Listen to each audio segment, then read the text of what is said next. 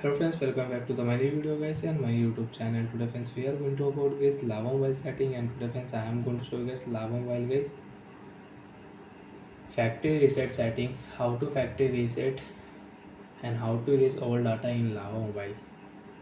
Friends, you want to erase all data, you want to factory reset. So how to factory reset one by one, step by step friends we will talk about. So before starting video and first of all go and subscribe the channel guys, click the bell icon, like the video.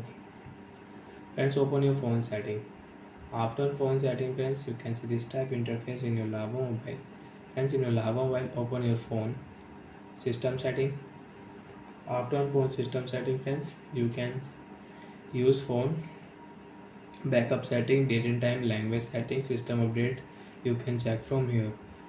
Friends, click here reset option setting. You want to reset your network setting, you can reset network setting. Friends, click here erase all data factory reset setting. So friends, you want to erase all data, you want to factory reset, so you can factory reset from here. This will erase all data from your phone internal storage including your Google account, system and app data, settings, download apps, music, photo, other user data, everything will delete. So once you have had any Google account in your device, so as your Google account will remove, download apps, download photos, movies, songs, everything will delete in your device if you click here.